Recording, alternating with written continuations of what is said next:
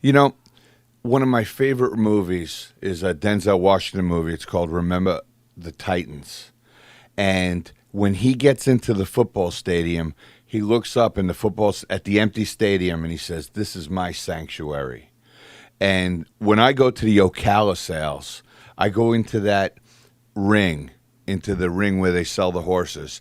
And I feel the exact same way. I say, this is my sanctuary because the horse sales is where I've done, even when I was a broke, up and coming trainer with nobody to buy a horse for, that's always been my forte, always been my game is buying young horses. And truly, the Ocala Breeder Sales ring is my sanctuary. And what I do is I go to a sale. Now, I have never been able to compete with Todd Pletcher and Wesley Ward and the guys that have big money to spend on horses.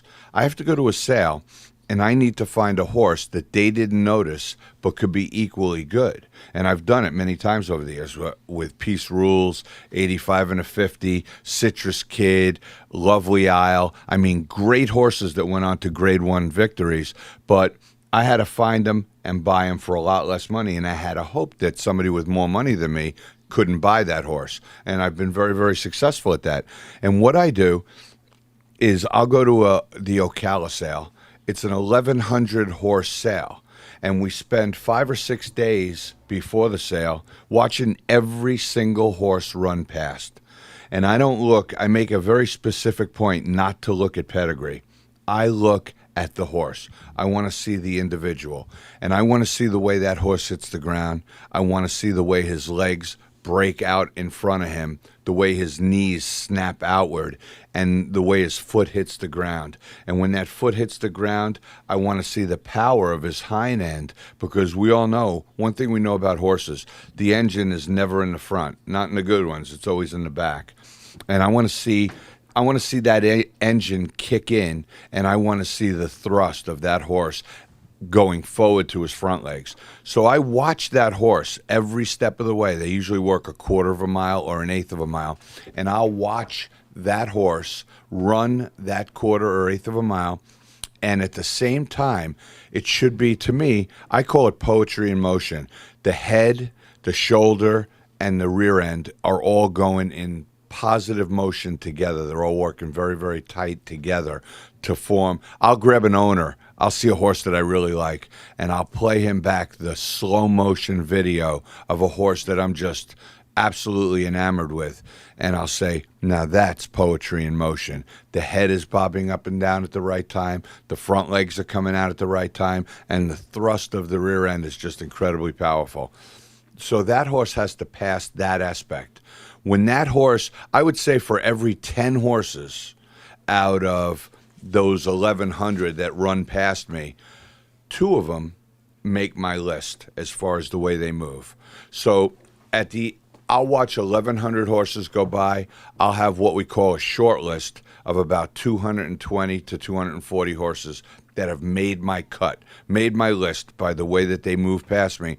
In just that 12, 14-second glimpse I've had of that horse, I'm going to narrow it down to 220 or 240 horses.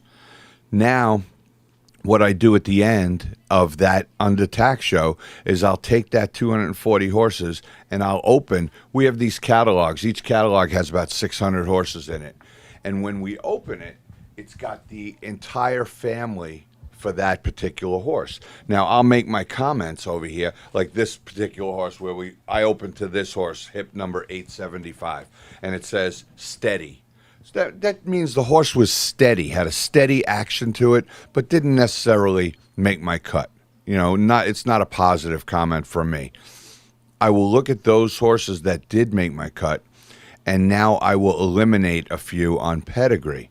And I would say probably 30 or 40 of those horses I'm going to be able to eliminate because the mother has had 12 foals and none of them were any good, or the mother has had 8 foals and the highest earner, they've all won, but the highest earner has been $20,000. That doesn't interest me. There has to be something happening in that family. So I'll take that 240 and I'll knock it down to about 200 the day after the under tax show is over. Now, generally, after the undertax show's over, we have Saturday and Sunday to look at horses. The undertax show is all week the previous week. Saturday and Sunday, I have to look at 200 horses. I could probably, when I'm really in a good mode and I'm not being slowed down by owners or other people, I could probably easily look at 120 to 140 a day. So in that 2-day period, I will get to look at all 200 to 220 horses. Generally, I will say okay to half of them. So when I get done looking at them, I will have 120 left. And then I will do a relook at that 120 and probably eliminate 10 for something that cropped up overnight or something that I didn't notice the first time. So by the time that the 2 days of looking at horses is over, I will have narrowed it down to about 110 horses over a 4-day sale that started out with 1,100 horses. So I will have it narrowed down to 25 or 30 horses a day that I am willing to buy. Now, of course, I don't know what my peers are thinking about those 30 horses. So I have to go in and with an idea that I'm going to try and buy X amount of those 30 horses. So I go back to my buyers, and I know this before the sale starts. I may have 10 buyers looking for 10 horses, and I will give all of my buyers that list of 120 or so horses that I've narrowed it down to. And I know it seems like the good thing is everybody's looking for something different, and most of my owners trust my opinion that I'm going to find the right horse for them. So I know that this certain owner's looking for a filly. This guy's looking for a colt. This guy's looking for a New York bred. I can narrow it down in groups based by owners. I never have 2 owners that want the same horse. When I do, I'll find a reason not to buy that horse because I don't want to irritate either one of them. But it's easy. I got it down to a science. I figured it out.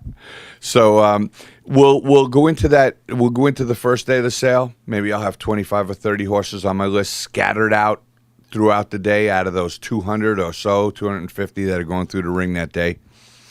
And I'm just waiting for the right one to fall through the cracks.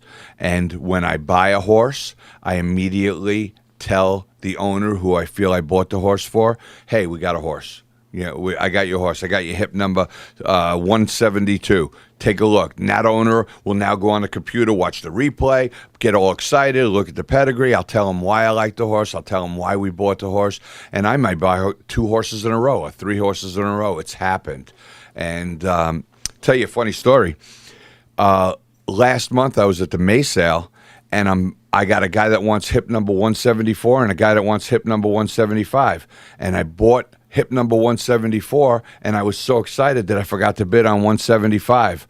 And I'm like, damn, what? And I go back, and I'm like, what happened with 175? And they said, oh, it was a buyback for $50,000. Run to the barn. I go to the guy that bought the horse back. What do you want for that horse? He says, well, I bought it back for 50. I want 50. I said, you know what? I'll give you 45. He said, sold. I called the owner. I said, listen, your trainer is a genius. I knew that horse was going to be a buyback. I went back and got you $5,000 cheaper. So I always find a way to self-promote throughout this whole deal. Anyway, so we sit through 4 days of sales. Hopefully, when it's all over, I get my 10 horses. But I know what I feel a horse is worth. I know how much over that number I'm willing to go, but I'm a tough guy. I spend my owner's money like it's my money, and I do not get involved in the battle of egos, was what we call it, like the Green Monkey who went for $16 million. You had the 2 biggest egos in the game on either side of the ring, knowing that the horse was worth maybe $1 million, and they went to $16 million because neither one of them wanted to give up. But eventually you have to. I don't play like that. If I think a horse is worth 60, I will tell an owner I want a 20% cushion because I really like the horse, or maybe we should go 70 on it, and we get to 70, and I stop. Occasionally I go over. Occasionally I go over, and then I have to work my magic on that owner and say, listen, I went to 80, but believe me, this horse is worth the money. So we get the horses, after we buy the horses, you have a window of opportunity before you remove the horse from the sale where you can vet the horse out. Many horses, when I really feel that I'm genuinely on a horse, I may pre-vet it, so I have no need to vet it afterwards. But quite often, we have to post-vet a horse, and that horse is usually a horse that I didn't think I could buy, but he somehow fell into my price range, and I didn't do my due diligence before the sale, and I will post-vet that horse, and quite often we'll find that there's a problem, and we return the horse. There is a return policy, so we do get to return those horses and if it's a borderline return, they go before a panel, and you sometimes get stuck with the horse if you don't want it, whether you like it or not. The panel decides if you have the ability to turn it back. But bone fractures, they're gone. Breathing issues, they're gone. So the main issues that can arise with a young horse is gone. And when I look at horses, we didn't talk about that, but when I look at a horse at the barn, when it's my turn to look at a horse that's on my list of 240, I want to see him walk. Now, when a horse is walking, there are conformational defects that I feel horses can live with, and there are conformational defects that I feel they can't live with. And it's interesting because I'll see a conformational defect that I absolutely feel a horse cannot live with, and now I'll just put a big X through that horse. And then I'll see one of my peers buy that horse for a ridiculous amount of money, and I'll say, man, he's got a lot more courage than I do. And I don't follow those horses because I'm just too busy, but I would be almost willing to bet that most of those horses that I turned down do not amount to much. Because when I turn down a horse, it's from years of knowing that, well, with that kind of crooked knee, it's very likely going to end up with a bone chip or a career-ending injury, or the way that tendon ties into the back of that knee. That horse could very easily end up bowing a tendon or getting a soft tissue injury. So when I put an X through a horse, I feel pretty confident that that horse isn't going to come back and haunt me one day. But I do see horses that I put X's through sell for quite a bit of money, and I don't even know what to make of them, But I know none of them have gone on to greatness. I would remember if I put an X through American Pharaoh or Dortmund. Matter of fact, Dortmund, I love Dortmund, but he had some real conformational issues that I could live with, but that's why he brought 120, 130,000. He worked like a $400,000 horse, and the guy that took a shot on him that went to Baffert with him was really he was very crooked through his knees, but I thought he could live with it. But for me to have lived with it would have been had to been 50 or 60,000, not 130. But 130 was still a bargain for that horse, as we all know now. So I want to see a horse. When I look at a horse, I want to see a horse. First, I want to see a horse with a big, wide space between his eyes. We feel that horses whose eyes are very close together have a lot less space for the brain. Okay, whether that's old school or whether that's founded in fact. I've never dissected a horse's head, so I'm not sure, but I like to see a nice big, I like to see, if I put my hand up like this, I like to see one eye at the end of this thumb and one eye at the end of my pinky. I want a nice big space between the eyes. When a horse walks, I want a nice big overreach. And by overreach, I mean, when the horse takes his front step, I want the hind foot to overreach that front step by a big margin. If a horse is short, what I call short stepping, he may only overreach an inch or two. That is an automatic X off of my list. I want to see a horse minimum 6-inch overreach, and I've seen horses with a 12 to 18-inch overreach, and they're big walkers, means big stride, and usually big future. So I want to see a big overreach on a horse when he's walking towards me and when he walks past me. And the further each step, I want that overreach to get bigger and bigger and bigger. And don't forget, a lot of trainers, a lot of people looking at these horses, so as the day goes on, they get tired and that reach gets a lot smaller. But I make amends for that, and I can see the way the horse is, and I try and make amends for it, and I still feel a horse might have a 4 or 5 inch overreach in the afternoon that was probably a 10 in the morning, and I'm going to be okay with that horse. Some of the other things I look for are I want to see a good foot. Remember, the foot is only about 4 to 5 inches long and 3 or 4 inches thick. And the foot is what is supporting 1,200 pounds. That horse is being supported by that tiny little foot. And there's an old timer's saying, no foot, no horse. And there's nothing that could be truer. If you buy a horse with bad feet, he's got to support 1,200 pounds. You're going to be in big trouble. So I want a nice, big, wide, healthy foot. If I take a chance on a horse with a bad foot, I know what I'm getting into, but I'm just hoping that his incredible ability is going to overcome the bad feet. But bad feet is very difficult. The next thing that we do is we want a big airway. We stick a scope into the horse's head. Big airway, big breaths, big red blood cells going to the heart, big oxygen going to the heart. A horse has to be able to breathe. If he can't breathe, a horse that has let's say a 2-inch airway is not going to be as successful as a horse with a 4-inch airway. And it's just a fact. If they can't take as much air, they're not going to be as successful. So we grade throats. Grade 1, grade 1 AB, grade 2 AB, grade 3 AB. The grade is the amount of the opening. The AB is the way the opening works. We call them asymmetric or symmetric. Do they open in harmony to each other, or do they open odd? Like a horse's throat looks like a pear. And if one side opens real strong while the other side stays kind of still, we call that asymmetric. Some horses can live with a certain degree of asymmetry, but it is a negative nonetheless, because it's going to be a negative to an exact equal horse that is symmetric. So we want a big, wide open airway. The next thing we do, and not everybody does this, is we do a heart scan. A few years ago, a group called Equix Biomechanics discovered that Secretariat's heart, and Secretariat is the staple for the greatest horse in the world. Whether he was or he wasn't, is what is considered the greatest horse in the world. His heart was X amount of centimeters, and we have always determined that is why he was so sensational.